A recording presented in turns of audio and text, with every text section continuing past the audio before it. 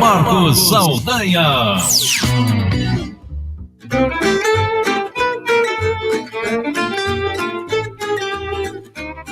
Beleza, beleza, beleza. Tudo bem com você? E o amor tá reinando entre você? Hoje, 12 de junho de 2021, Dia dos Namorados, né? Muito bom, muito bom, muito bom. E nós te propomos um passeio pelas belezas, pelos encantos da capital paraense, Belém, né? E aí, você já conhece Belém? Você já esteve em Belém alguma vez? Gostou? Curtiu? Conta pra gente, manda o seu WhatsApp para o nosso programa, só que a gente não está colocando mais o áudio de voz. A gente está lendo a sua mensagem, né, por texto. Você manda pra gente, ou então pelo YouTube, você que está acompanhando a gente também, assistindo a gente aí, sintoniza a 1290 para ouvir. Você pode também entrar aí na internet, pelo Facebook, enfim, pelo Twitter, pelo Instagram, você acompanha a gente e também pelo YouTube. Além de ouvir aí, você pode também nos assistir e fazer seu comentário, fazer sua participação. O nosso bom dia também ao companheiro Francisco Nunes, que está operando os áudios. E nós vamos para Belém. Eita, hoje tem tacacá, hoje tem carimbó, hoje tem açaí, né? Hoje tem visita pelo Ver o Peso, Ver o Peso, né? Passear pelas docas, passear pela cidade velha, enfim. E a gente vai conversar aí com um cara que é um mestre.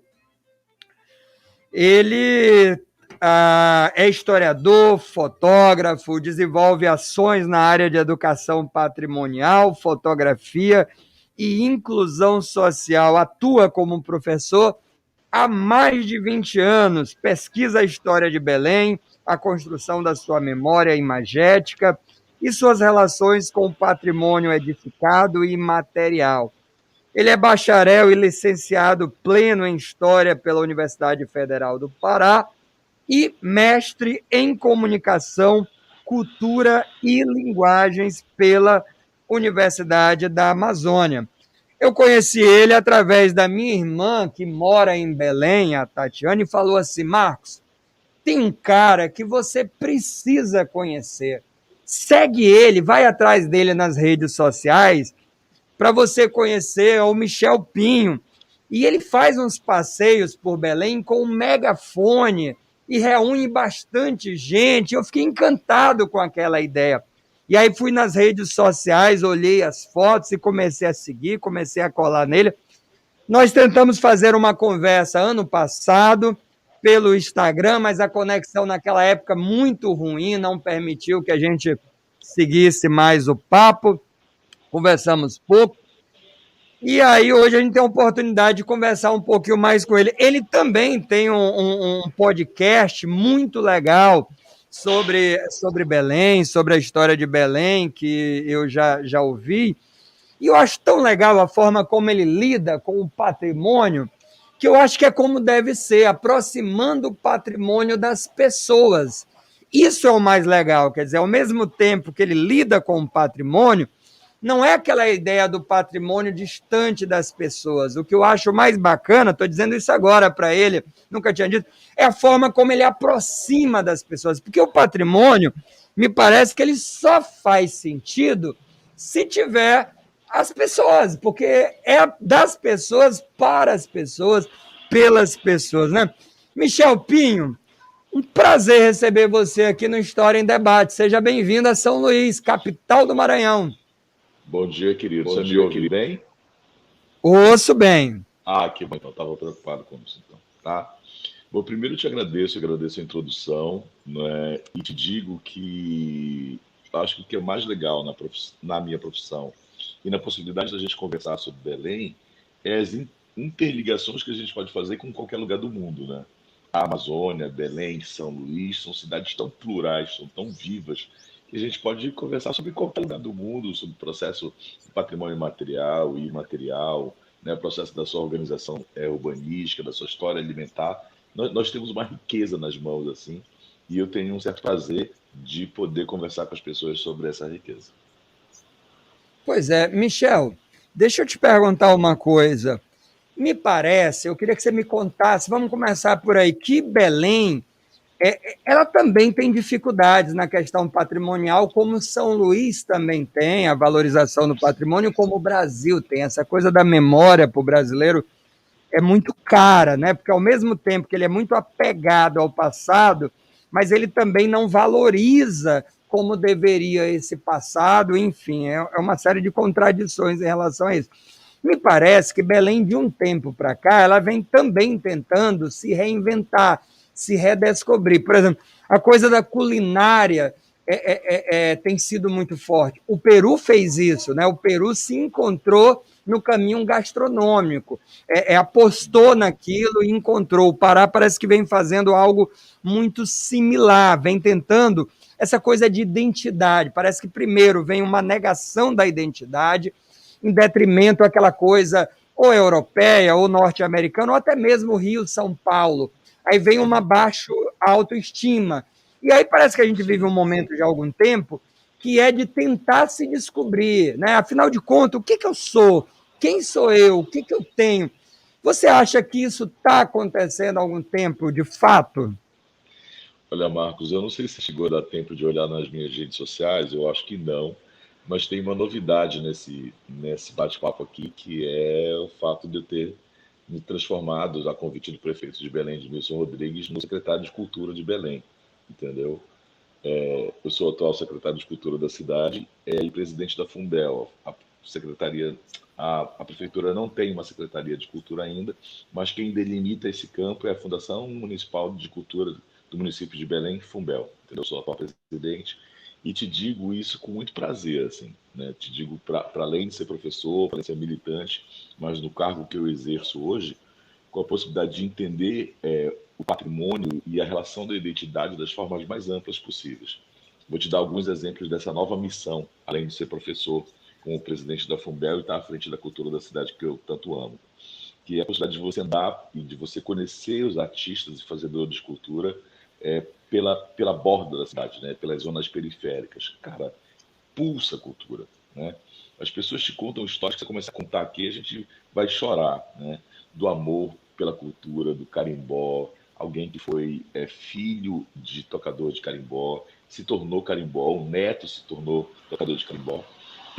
E essa vivência cultural na periferia faz com que a gente repense ou revalorize ou coloque num patamar mais importante não só a relação do patrimônio material, mas a relação do patrimônio imaterial, né?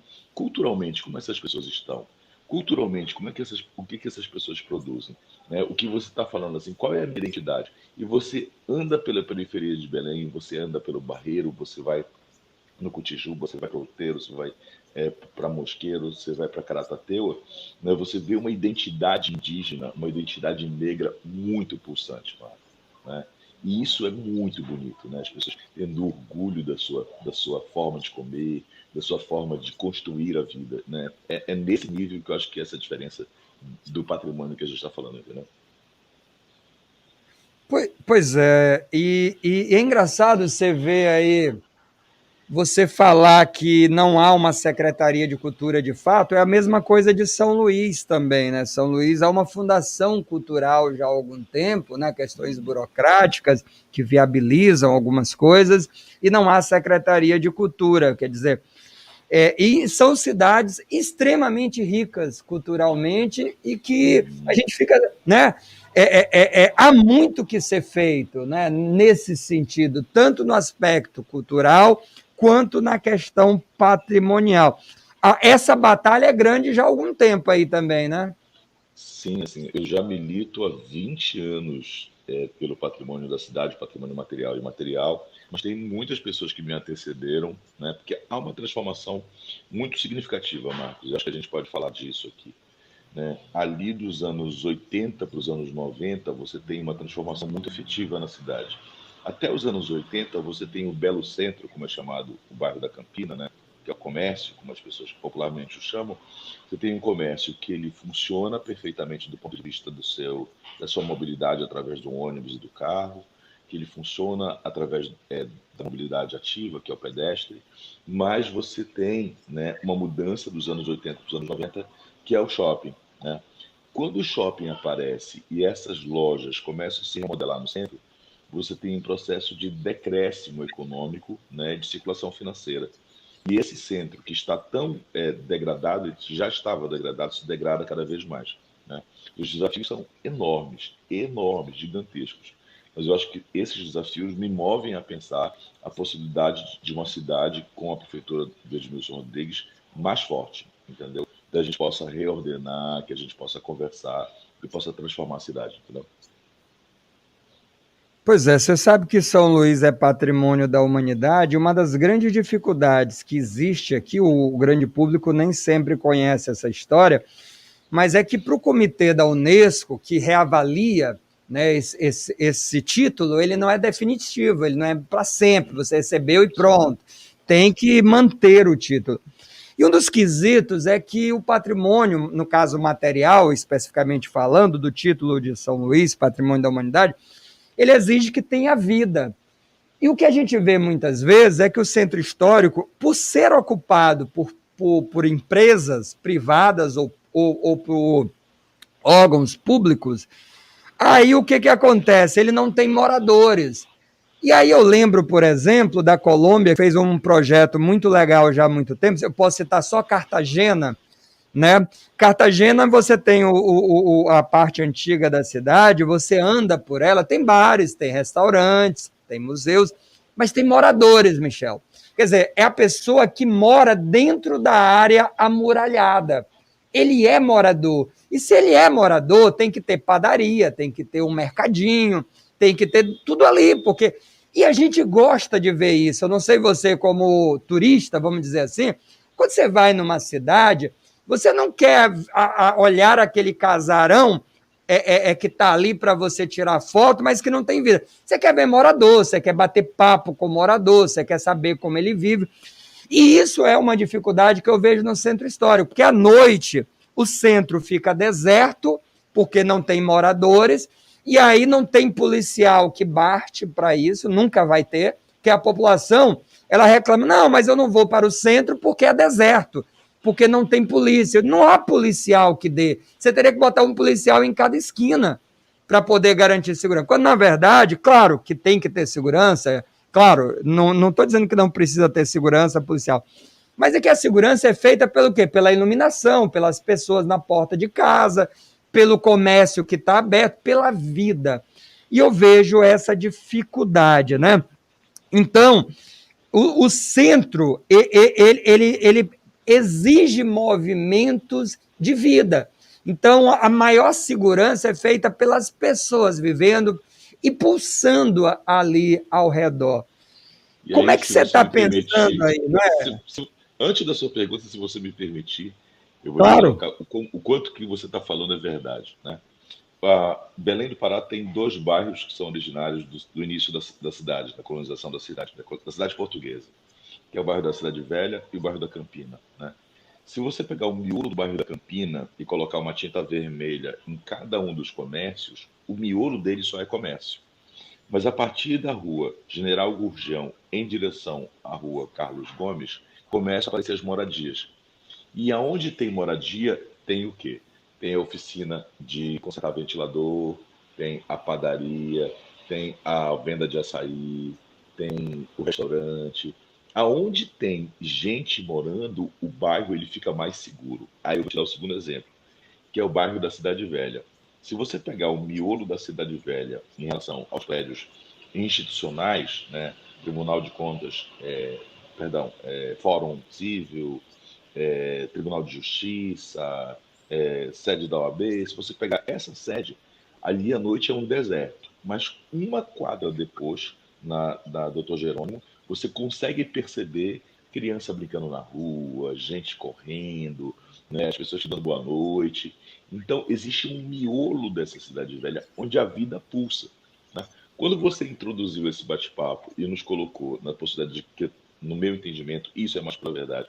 O patrimônio ele só tem sentido para nós que estamos vivos, né?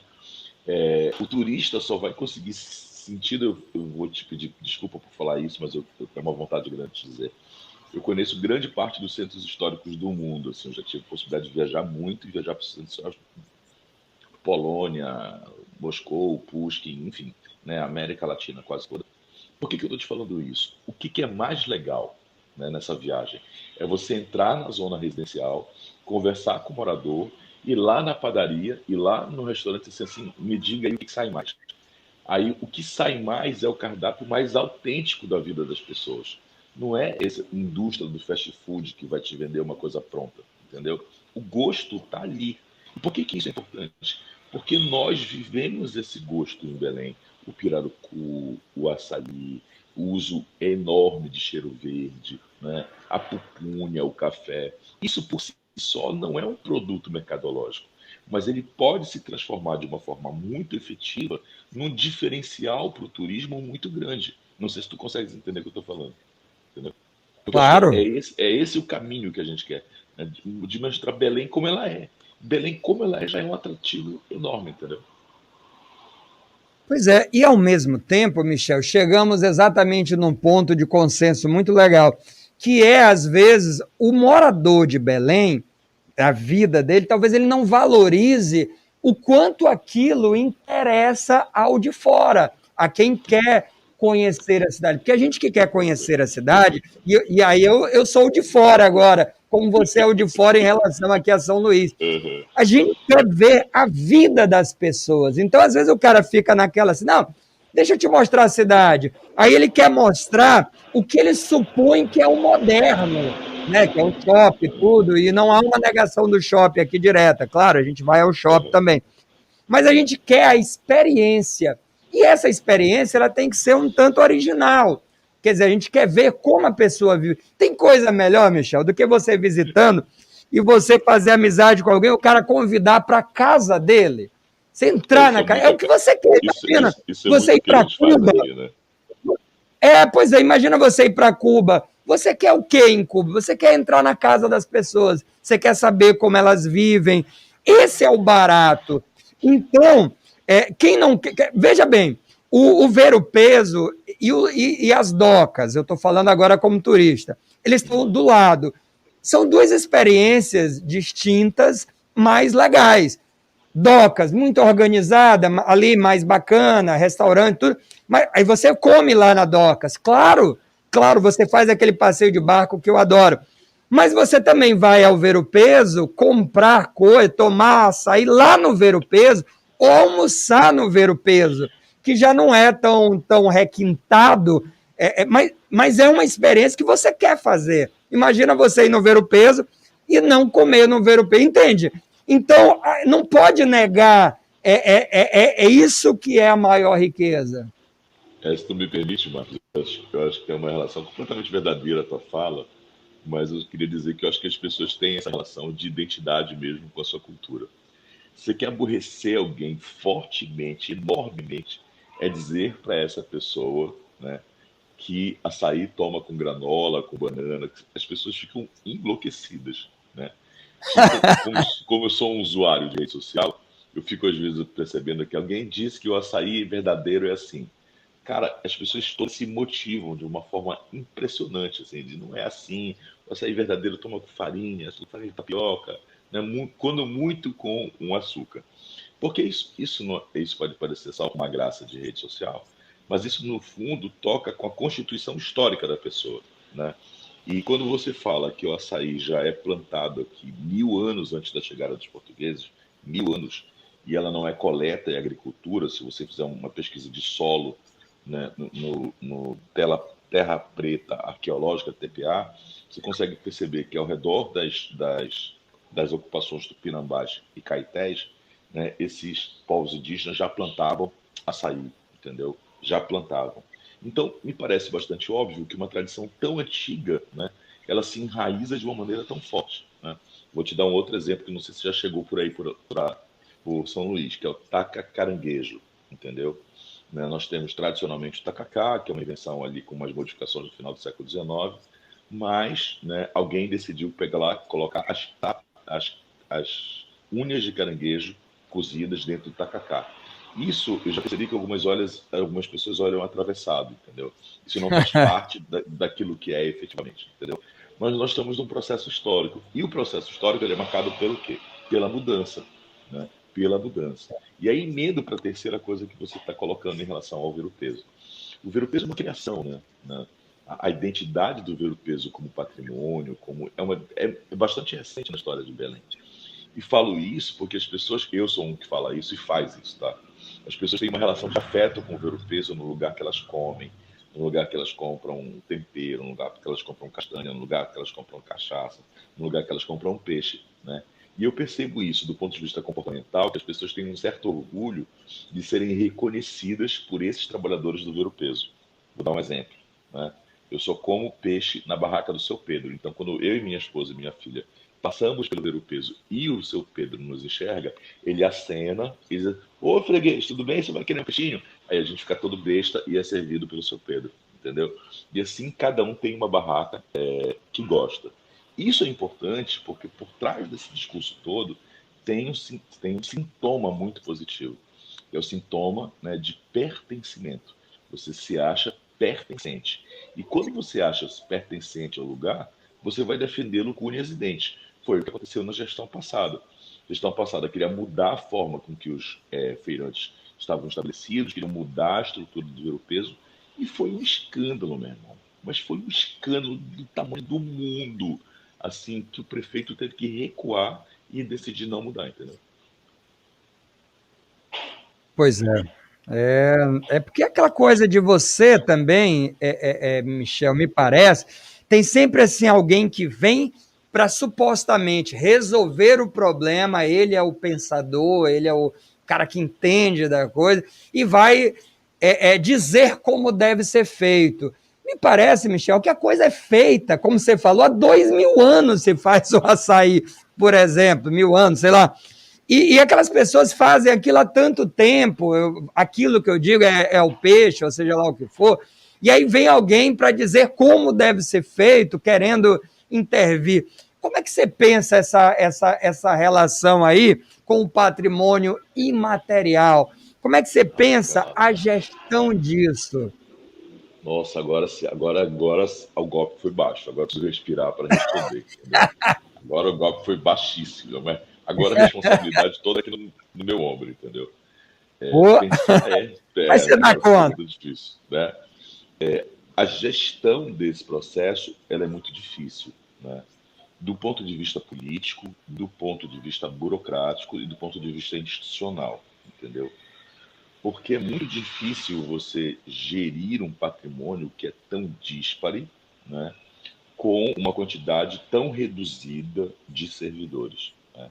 Imagina que mal a gente dá conta de fazer as fiscalizações no centro histórico, imagina fazer o processo, né, de busca, pesquisa e tombamento de todos esses bens que são bens imateriais. Vou te dar um exemplo também. Nós temos um patrimônio imaterial tombador, né, que é o Círio de Nazaré e o carimbó. Imagina só que, desde que o carimbó foi estabelecido como patrimônio imaterial brasileiro, um dos processos importantes que o IFAM coloca é a construção de um centro de pesquisa sobre aquele bem. Né? Nós não temos um centro de pesquisa sobre um carimbó. E eu vou ficar muito feliz que daqui a 4 anos a gente se reencontre de mapa, a gente conseguiu fazer um centro do carimbó. Né? Nós temos o Círio de Nazaré, que é uma das maiores manifestações católicas do mundo. Do mundo. Então, imagina só como é que é dar conta do processo do inventariamento, cuidado, divulgação desses bons peixes como um todos. Mas a gente não tem só esses dois são os do IFAM. Mas imagina só o Brega, o Tecnobrega, né? Eu vi o pedido da vereadora Lívia Duarte agora para tombar esses bens. Imagina só a cultura alimentar. Então, é muito difícil, mas eu acho que a gente precisa começar, entendeu? A gente, de alguma maneira, precisa conversar sobre esse processo de tomamento do imaterial. Porque, de uma certa forma, ele está vivo, né? Ele está vivo lá. Ele está vivo e está pulsante. A gente só precisa olhar para ele com cuidado para fazer com que o tomamento dele seja o mais mais tranquilo possível. Pois é. Michel, vamos falar um pouco mais de história propriamente dita. Eu queria que você falasse um pouquinho para os nossos ouvintes. Eu estava com o Iveson ainda há pouco, o Iveson apresentou o programa anterior, e ele me disse Sim. que ele não conhecia Belém. Ele foi a trabalho horas em Belém, e eu falando para ele, botei pilha, né? Ó, você tem que ir, você precisa conhecer, é perto, não é distante, tudo. E ainda tem gente ali, claro, que não conhece tudo. Belém, como toda cidade, ela tem várias camadas. Camadas, você tem aquela camada pré-histórica, né, pré-colonial, você tem a camada indígena, você tem a colonização, você tem cabanagem, você tem ciclo da borracha, você tem Belle Époque, várias camadas. Eu queria que a gente começasse a fazer um pouquinho aí essas camadas, explorar um pouquinho essas camadas. Eu vi que você gosta muito da questão patrimonial, que a minha paixão é a parte arqueológica. Eu não sou arqueólogo, mas os meus estudos foram, as minhas pesquisas foram na área da historiografia arqueológica. Como eu não era arqueólogo e não há curso de arqueologia aqui no Maranhão, e aí o que eu fiz? Eu disse, bom, então eu vou historiar sobre arqueologia.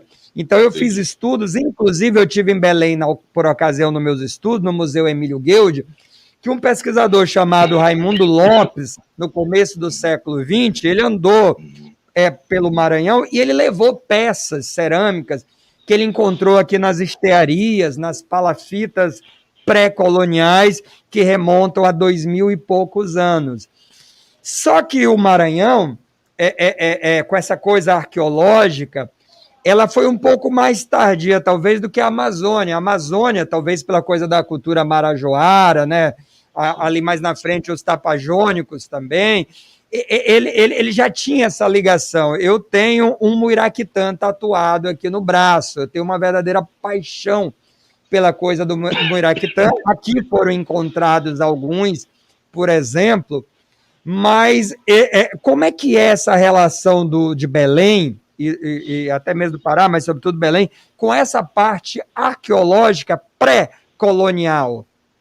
Boa pergunta, Marcos, porque eu acho que não existe nada que vá delimitar de uma maneira mais forte os estudos históricos hoje que a decolonização, né? Os estudos decoloniais. Então, eu faço com muito prazer um dos roteiros, que é o roteiro da Cidade Velha, e eu percebo que as pessoas se impressionam muito. Assim, os roteiros têm dado muita gente, cara. Antes eles davam 20, aí eles passaram para 60, para 80, depois 100, eles estão dando na média de 500 a 600 pessoas, né? Tanto que eu estou até aposentando. 500, 600 pessoas? Sim. Que maravilha, Né? parabéns. Obrigado, querido. E aí, quando eu começo a contar essa história de antes de ir a Belém, porque Belém é um ajuntamento, né? Belém é uma congruência, que é a Mairi, né? Os tupinambás chamavam de Mairi. As pessoas ficam enlouquecidas em saber isso, né? Que a Belém de Mairi, dos tupinambás e dos caetés, está na Belém de hoje, século XXI, junho de 2021. Algumas regiões ainda não apresentam. Olha só, cara. Algumas regiões de Belém, agora, ainda apresentam terra preta arqueológica, né? Que é a região onde hoje é a Praça do Carmo, onde hoje é o Forte do Presépio, onde hoje é o Largo de Santo Antônio. Então, se você chegar hoje com uma ordem do IFAM, abrir a praça e cavar, certamente você terá não só terra preta arqueológica, mas também, né, a forma construtiva do que esses indígenas já estavam, né? Por exemplo, no Forte do Presépio você tem um jabuti assado que foi achado, cara, né? Jabuti assado com casco para baixo. Então você tem cachimbo, você tem prato, você tem toda a vivência material dessas tribos tupinambás em relação a isso, tá? Nós temos aqui alguns passos muito importantes, né? Pós-graduação, mestrado, Museu Emílio Guild, né, que tem, inclusive, uma relação muito forte com a Fumbel hoje, né? Nós fizemos na administração passada, fez uma escavação no Solar da Beira e já descobriu terra preta arqueológica. Nós temos 18 caixas e nós estamos em trâmite para processamento e identificação dessas caixas que foram achadas naquela região. Então, como a tua paixão é a paixão por arqueologia, a minha paixão é ver como é que essa cidade se desenvolve, mas o que eu gosto mesmo, que dá muito prazer em ler e estudar, é a transformação do século XVII para o século XVIII. E eu te explico por quê. E o Maranhão está diretamente ligado a esse processo que eu gosto, né? Porque no século XVII para o século XVIII, você tem a transformação das pequenas vilas para a formação das cidades, né? Onde o estado do Grão-Pará e Maranhão começam a se fortalecer e a criar um artefato urbanístico muito forte. Um exemplo disso são as grandes igrejas, são os palácios, são as ruas e são os lagos, né? Olhar para essas partes de São Luís, né, que já fui algumas vezes, e olhar para Belém é, na verdade, olhar para o passado, entendeu? No caso da arqueologia, você precisa de uma grande elucubração ainda para entender como é que aquilo foi feito. Mas no olhar o século XVIII para esses prédios, cara, é você conseguir imaginar a escravaria andando, as mulheres vestidas, os homens com seus cavalos, né, os barulhos e os sons que essas cidades emitem, entendeu? Pois é, e é muito legal de fato, né? E como é que você está pensando aí, Michel, esse trabalho com essas camadas todas que você tem aí de Belém, né? Você faz roteiros, né? Uhum. Legais, e você falou, eu não tinha ideia de que estava dando tanta gente aí, 500, 600 pessoas, o que mostra que as pessoas têm sede por saber, por Sim, conhecer, por sim. aprender, ao contrário do que se imagina que as pessoas não dão bola para isso, né? Mas Uhum. como é que você está pensando em levar isso, em mostrar isso para as pessoas, que as pessoas possam conhecer e entender essas camadas, né? Essas várias camadas que a cidade tem, né? É, eu vou te responder com uma provocação. Eu vou entender a camada, não do ponto de vista metafórico, mas tu vais entender quando eu te explicar agora, tá? A provocação que eu faço é como é que você fala disso, fala de história, fala de arqueologia, das igrejas, fala dos lagos, fala de história para pessoas que não têm acesso a elas, né, a isso, né, a esse conhecimento. E aí eu desenvolvi há uns anos atrás um projeto chamado Um Toque de História. O que é um toque de história? É levar pessoas com as múltiplas deficiências, seja de mobilidade, seja auditiva, seja visual, para visitar o centro histórico. Nem gosto de falar que não dá vontade de falar. E a primeira que eu fiz, cara, me emocionou enormemente, né? Porque era muito bonito ver, né, as pessoas mais novas levando os cadeirantes, né? Era muito bonito ver as professoras de Libras levando os seus alunos surdos, né?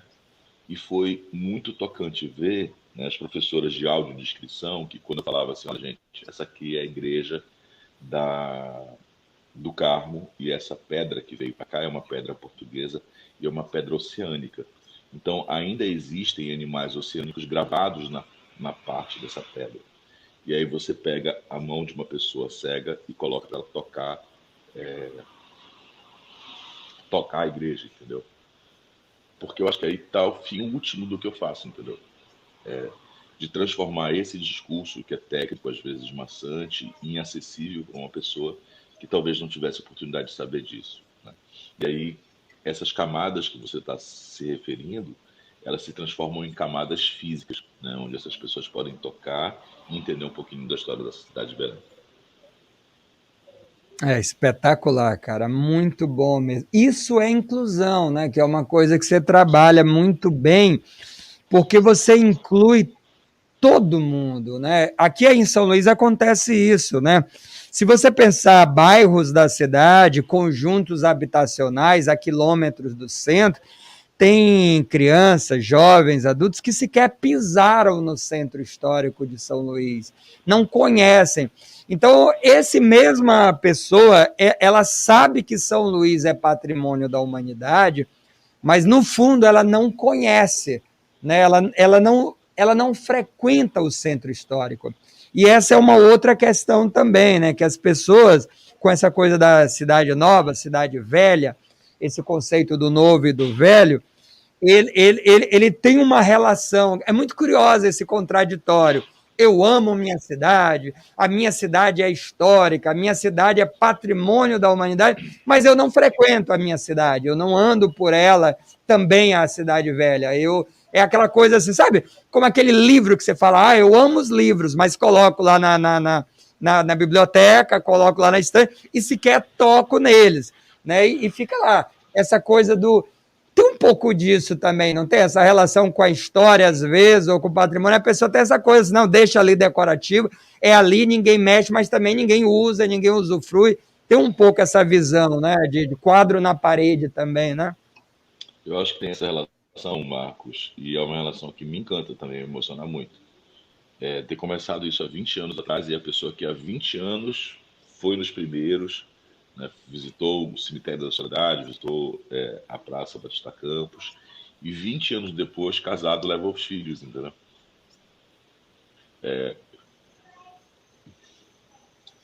O que me emociona é a possibilidade das pessoas se identificarem com uma cidade pela sua narrativa, pela riqueza da narrativa da cidade, entendeu? De, porque isso tem uma consequência, Marcos, que é o sintoma, né, do pertencimento. Quando você pertence a isso, quando você se integra a isso, você passa a defender. Então, eu tenho certeza absoluta que qualquer gestão, qualquer administrador, qualquer pessoa de mau grado tente fazer algum mal para o centro histórico da cidade, eu tenho certeza que centenas de pessoas vão defender o centro histórico, entendeu? Né? Porque se sentem pertencentes àquele espaço. É isso mesmo.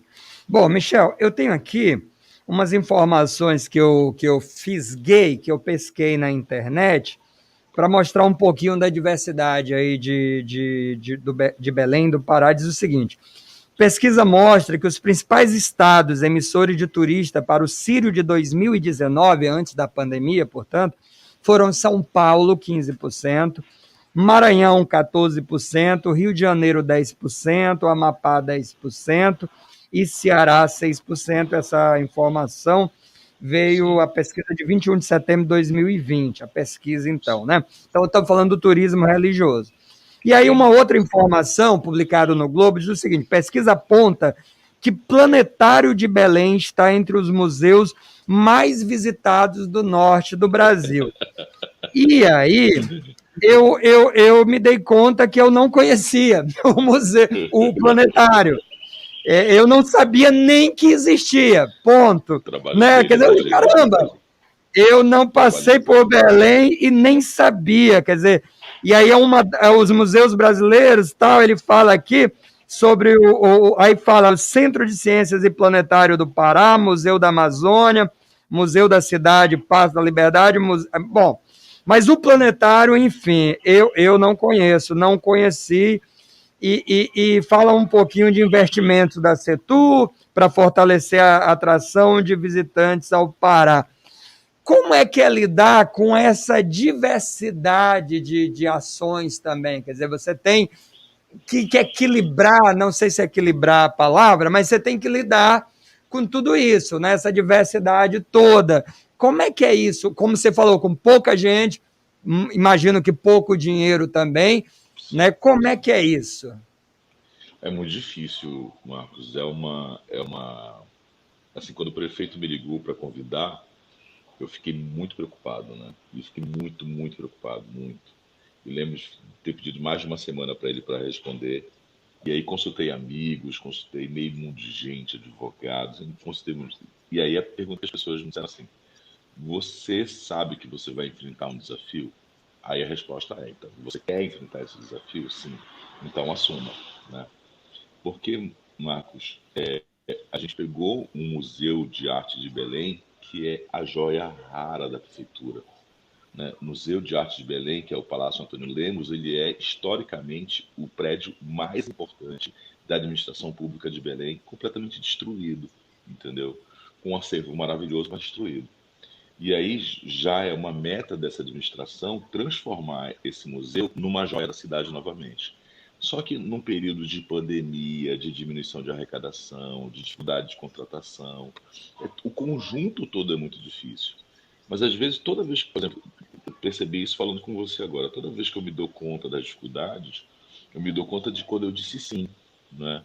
E dizer sim é pensar no futuro e que daqui a 4 anos a gente consiga de novo se encontrar e dizer, Marcos, você lembra daquela entrevista que nós fizemos? Olha, está aqui o convite, venha conhecer o Museu de Arte de Belém. Venha conhecer os espaços da prefeitura, né? Porque o objetivo dessa administração é fazer com que, literalmente, a população se aproprie desses espaços, né? O planetário é um prédio, uma atividade do Estado. E eles têm uma coisa que é maravilhoso, que é a inventividade. Só para ter uma ideia, eu tive o prazer de fazer um curso de astronomia tupinambá. Eu vou repetir o que eu vou te dizer. Eu fiz um curso de Astronomia? astronomia tupinambá para ver as constelações da Mucura, do Jabuti, as constelações de como os índios plantavam, como os indígenas plantavam e deixavam de plantar a partir dessas constelações. Cara, é um conhecimento que só tem lá, bicho, né? E o que é mais bonito, eles levam todas as escolas, né? Quem quiser de escola, eles abrem, projetam, e é maravilhoso, maravilhoso. Cara, fantástico. Astronomia Tupinambá. Apaixonante isso, cara. Com certeza isso precisa ser valorizado, precisa ser pensado. Muito legal, um caminho muito bacana. Fiquei encantado com isso. Mais um motivo para visitar quando tudo isso passar, conhecer e torcer para que dê tudo certo. Bom, Michel, eu não sei se você concorda com essa expressão, mas o Adalberto Júnior, que é radialista, jornalista, tá mandando um comentário aqui para a gente, dizendo o seguinte: o Pará como porta da Amazônia, né, uma abordagem possível, histórica, humana, antropológica sobre o Pará, tem a ver com essa questão. Como é que você está pensando isso aí? Você entende a si mesmo que Belém, o Pará, é o portal de entrada da Amazônia, é isso mesmo? Olha, como eu gosto muito de ler, eu acho que o Pará, não colocar o Pará nem Belém, eu acho que a Amazônia é um pórtico, entendeu? Não é um portal, é um pórtico. É uma possibilidade de você entrar numa cultura completamente diferente e apaixonante, entendeu? Porque existem muitos Parás, existem muitas Amazônias. Existe uma Amazônia ribeirinha, existe uma Amazônia urbana, existe uma Belém urbana, existe uma Belém ribeirinha, existe uma Belém do Carimbó e existe uma Belém tecnobrega.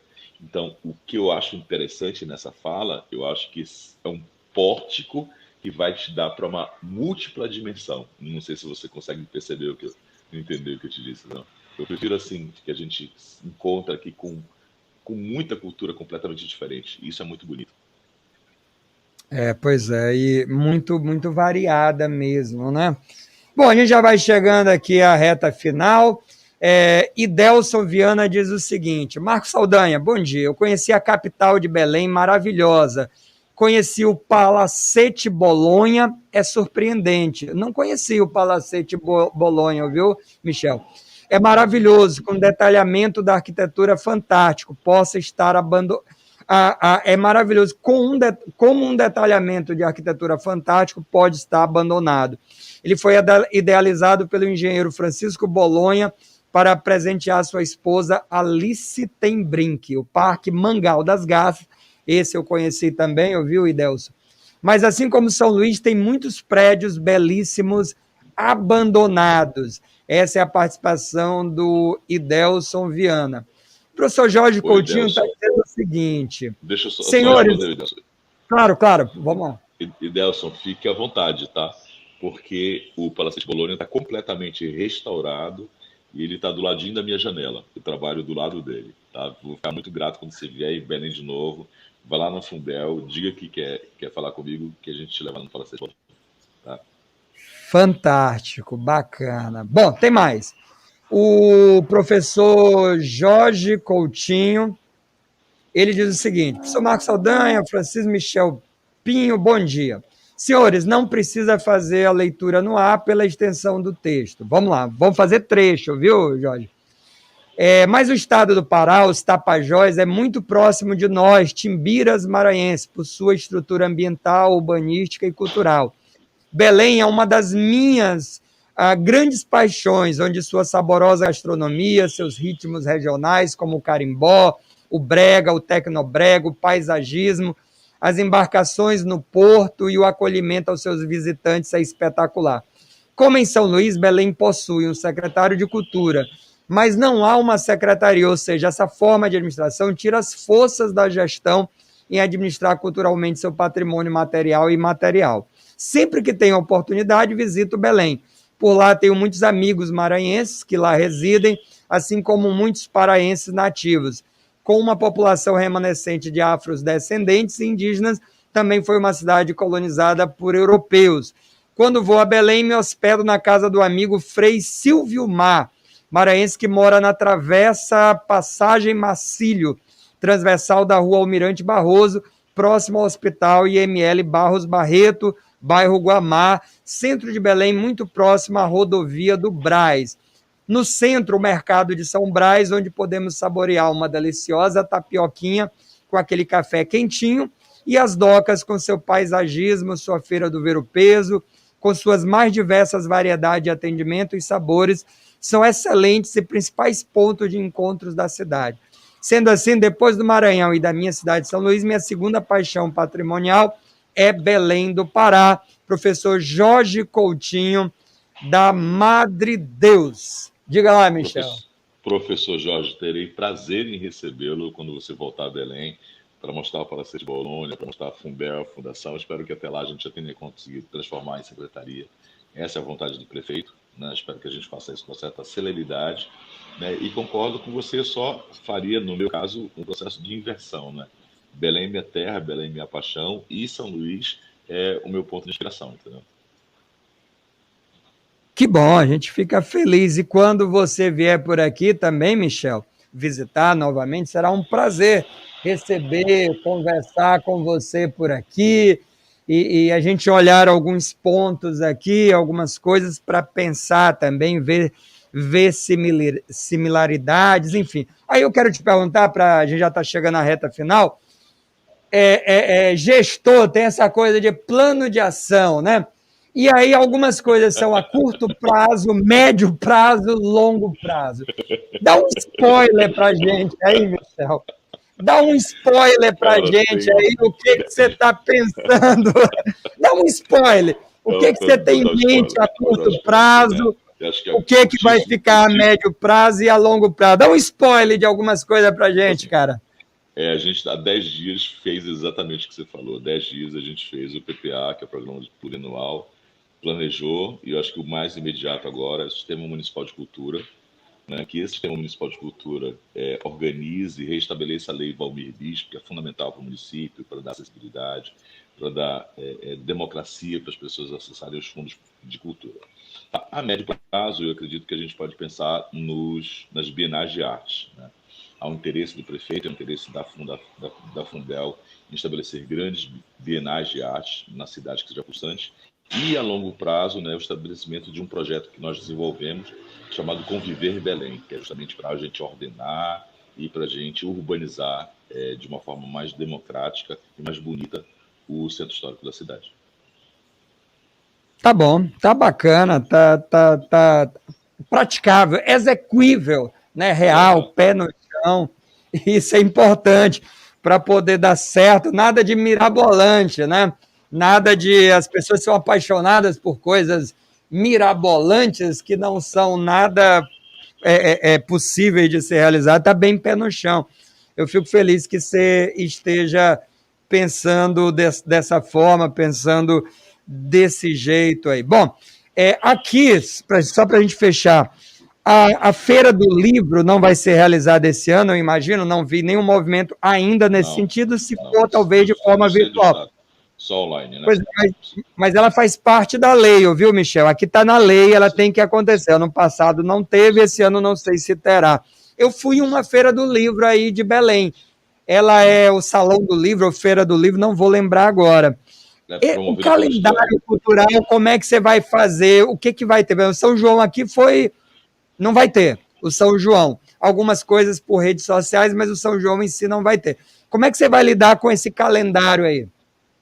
Bom, em relação ao São João, a gente tem o São João Teimoso, que nada mais é o fomento, né, para essas quadrilhas, bois, pássaros, toadas, para que eles se apresentem virtualmente, né, e a gente apresente isso nas redes sociais da Fundação e da Prefeitura.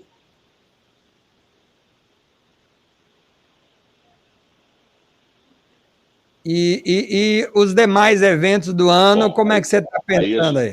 Aí tem uma questão que é o Sírio, né, que o nosso governador prometeu aqui, e eu acho que ele vai cumprir, essa vacinação em massa até setembro, né, 100% dos paraenses vão estar vacinados até setembro. Né, eu acho que com essa data a gente já tem uma possibilidade de uma segunda dose, eu acho que isso é bem tranquilo para fazer o Sírio, né? Mas os maiores eventos, eles são eventos que ocorrem no primeiro semestre, né? Que é o Carnaval, o Réveillon, Carnaval, Festa Junina, Malhação de Judas. E aí no segundo semestre a gente tem Sírio e nós não temos uma Feira do Livro. Nós vamos criar uma Feira do Livro a partir do ano que vem, que é ou esse ano uma Feira do Livro online e ano que vem uma Feira do Livro municipal. Entendeu? Beleza, boa, bacana. Bom, Michel, obrigado pela sua participação aqui com a gente. Foi um prazer enorme. Eu queria te dizer que a gente está na torcida aqui, o que você precisar, e tem tudo para dar certo, e precisa, né, melhorar, e eu acho que a pessoa certa para fazer isso é você, né? E eu fico feliz que seja você, beleza? E te dizer que aqui a gente tem a Rádio Timbira, é uma rádio pública, né? E a rádio pública significa que ela é da gente de fato, né? Ela é nossa, né? Então, sempre que você precisar e quiser usar esse espaço, use, divulgue Belém, mande para cá, a gente pode vincular aqui algumas ações como Sírio, como é uma rádio pública, a gente pode ter essa parceria com o Pará, São Luís e Belém, para fazer divulgação, para poder, que eu digo, algumas programações, a gente tem programas culturais como o Balaio Cultural do Zema Ribeiro, os Tambores do Maranhão, com Luiz Barreto. Então, assim, eu coloco de fato, generosamente, a rádio pública, que é nossa, à disposição também para divulgar Belém, e a cultura, o patrimônio, e a gente está aqui para ajudar, para somar. Querido, eu te agradeço e acho que o que me vem à cabeça é essa relação tão parceira entre Pará e Maranhão na nossa história, né? Eu tenho um amigo de mestrado que pesquisou na sua dissertação a Rua dos Maranhenses na Terra Firme e como essa Rua dos Maranhenses lá deixou até hoje raízes muito fortes dessa cultura. Mas não é só a Rua dos Maranhenses, a cidade também, desde o final do século XIX, se expande em direção ao Guamá, se expande em direção a São Brás, em função dessa migração maranhense para cá. Não seria diferente se a gente não estivesse também dialogando com duas cidades tão importantes desse país, como São Luís e Belém. Eu te agradeço enormemente, né, o teu espaço, me sinto lisonjeado, né, com as tuas falas, e eu espero que essa parceria só inicie a partir de agora. Pronto, obrigado, né? Para fechar aqui só a fala do Augusto, a rica cultura de ritmos, sotaques e culinária vem da força extrativista, trabalhada há séculos, o que respalda a autoestima do belenense. Falou bonito, Augusto. Bom para a gente encerrar. Gente, muito obrigado pela participação de todo mundo aí, você que acompanhou o História em Debate. Sábado que vem a gente está de volta às 10 horas da manhã. É um prazer enorme conversar com vocês, trazer a história pelas ondas do rádio. Eu fico muito feliz. Michel, sucesso, valeu, obrigado, bom trabalho, meu amigo. Até a próxima. Francisco, valeu, obrigado a você que acompanhou a gente hoje também. Um forte abraço, lembrando que esse programa na íntegra, ele está salvo aqui no YouTube, no linkzinho aqui na Rádio Timbira, você vai lá no YouTube, TV Timbira, e você assiste na íntegra. Valeu, obrigado, valeu, Michel, tchau, tchau, bom final de semana, muito amor, saúde, te cuida, continua usando máscara, te protege, porque a gente precisa continuar vivo. A gente soube ainda há pouco da notícia do falecimento de um amigo radialista, o Rubinho Jones, marcou aí muito a nossa adolescência, as festas, os programas de rádio FM, as músicas, né? Um personagem que já faz parte da nossa vida, da nossa história, a voz muito marcante, a gente lamenta muito, então isso só mostra que a gente continua precisando se cuidar. Apesar dele dizer que não, é melhor ele não e a gente sim. Então vamos se cuidar, vamos colocar máscara, vamos proteger a quem a gente ama, porque está difícil, a gente está perdendo pessoas muito queridas semanalmente, e a gente faz aí esse apelo, a gente quer ver todo mundo bem, viu? Forte abraço para você, se cuide, viu? Excelente final de semana.